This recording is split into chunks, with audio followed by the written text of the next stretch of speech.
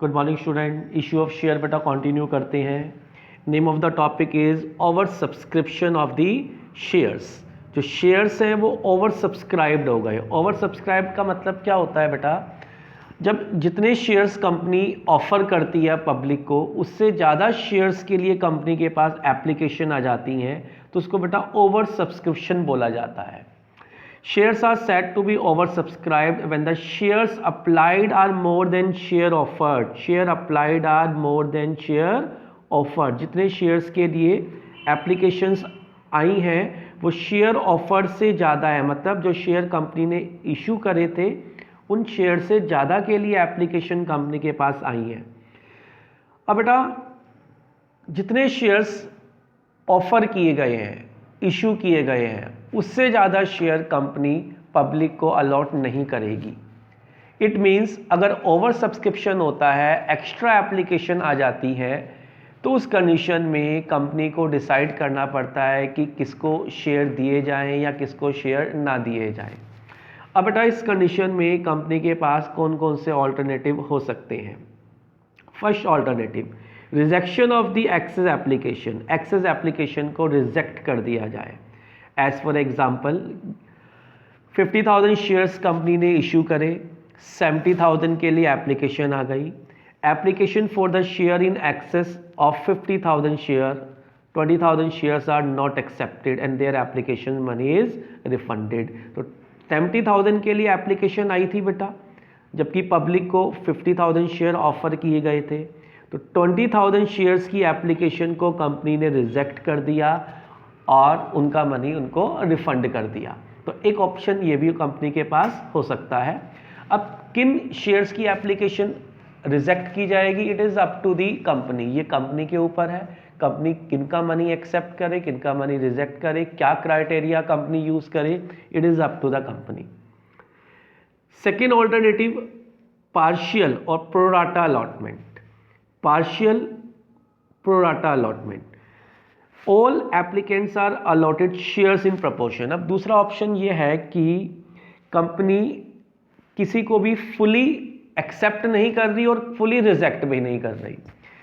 इसको बेटा पार्शियल और प्रोराटा अलॉटमेंट बोला जाता है। All the applicants are allotted shares, सभी एप्लीकेंट को शेयर मिलेंगे, मतलब किसी को भी कंपनी ने मना नहीं करा, बट इन प्रपोर्शन।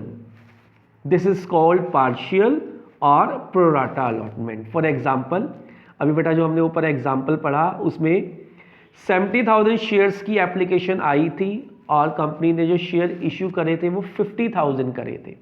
तो कंपनी यहाँ पर ये डिसाइड कर सकती है कि हम किसी को भी रिजेक्ट ना करें, किसी की एप्लीकेशन फुली रिजेक्ट ना करें, सबको शेयर दें, लेकिन प्रोराटा बेसिस पर दे दें। अब प्रोराटा बेसिस में यहाँ क्या बेसिस हो सकता है, 70,000 शेयर्स के लिए एप्लीकेशन आई है, उनको 50,000 शेयर देने हैं, तो 7:5, 7:5 मतलब जिन्होंने 7 शेयर अप्लाई करे उनको 5 शेयर दे दो, राइट। 70 अप्लाई करे हैं 50 दे दीजिए, 700 अप्लाई करे हैं 500 दे दीजिए। तो इस तरह से बेटा company total fully 50,000 share allot कर देगी। और जो एक्सेस एप्लीकेशन का मनी है, अब जब शेयर अप्लाई होते हैं तो एप्लीकेशन मनी एडवांस में रिसीव होता है, तो जो एक्सेस एप्लीकेशन का मनी है ये कंपनी एडजस्ट करेगी आगे आने वाली कॉल्स पर, अलॉटमेंट पर, फर्स्ट कॉल पर, फाइनल कॉल पर, है ना। और अगर लमसम होगा तो लमसम में ये money company hand to hand return कर देगी। तो बेटा प्रोराटा अलॉटमेंट में ये हम ध्यान रखेंगे कि शेयर्स हम फुली नहीं दे रहे, एक रेशो में शेयर होल्डर को शेयर्स दे रहे हैं, और उनका जो एक्सेस मनी है, क्योंकि अगर किसी शेयर होल्डर ने सपोज 7 शेयर अप्लाई करे, उसको 5 शेयर मिले, तो 2 शेयर का मनी तो उसने कंपनी को एप्लीकेशन पर फालतू दे दिया। अब वो मनी या तो कंपनी रिफंड करेगी या उसको आगे आने वाली कॉल्स में, आगे आने वाली इंस्टॉलमेंट में एडजस्ट करेगी। ना बेटा थर्ड ऑल्टरनेटिव होता है any combination of the above two alternative.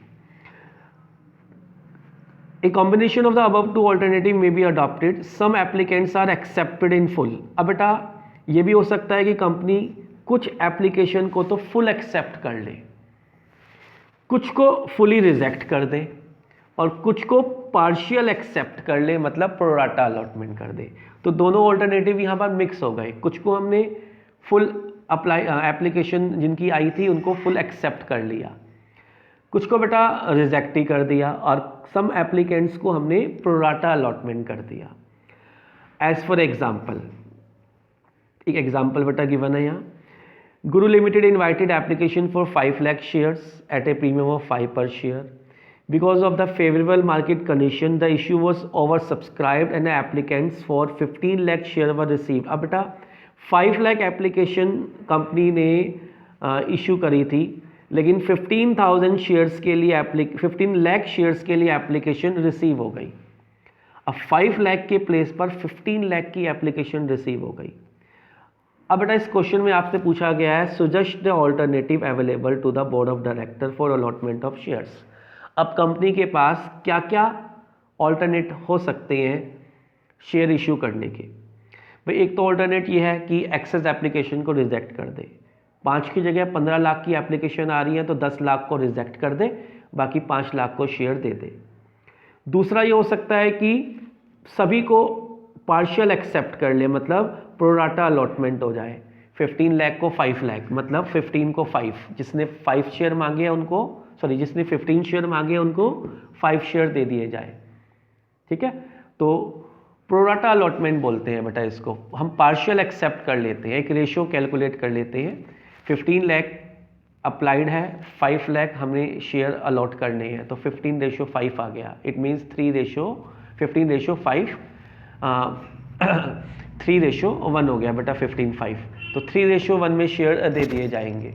जिसने 3 शेयर अप्लाई करा है उसको 1 शेयर दे दिया जाएगा, जिसने 30 शेयर अप्लाई करे हैं उसको 10 शेयर दे दिए जाएंगे। तो बेटा ये प्रोराटा अलॉटमेंट होता है। प्रोराटा अलॉटमेंट के क्वेश्चंस में आपको गिवन होगा कि कंपनी किस तरह से अलॉटमेंट कर रही है, कितने शेयर अप्लाई हुए हैं, कितने कंपनी ने इशू करे हैं शेयर्स, और इन दोनों का कॉम्बिनेशन भी हो सकता है। कुछ शेयर्स को रिजेक्ट कर दिया जाए, कुछ को बेटा फुल शेयर अलॉट कर दिए जाए, और कुछ को प्रोराटा अलॉटमेंट कर दिया जाए। तो बेटा ये ओवर सब्सक्रिप्शन के डिफरेंट केसेस हैं। क्वेश्चन में सब कुछ मेंशन होता है कि कंपनी ने कौन सा क्राइटेरिया एक्सेप्ट करा है, एप्लीकेशन रिजेक्ट करी है, या प्रोराटा अलॉटमेंट करा है, या कॉम्बिनेशन यूज़ करा है। एवरीथिंग क्वेश्चन में आपको गिवन होगी, उसी के बेस पर आपको जनरल एंट्रीज करनी होगी। तो बेटा इसके प्रैक्टिकल प्रॉब्लम्स लेते हैं।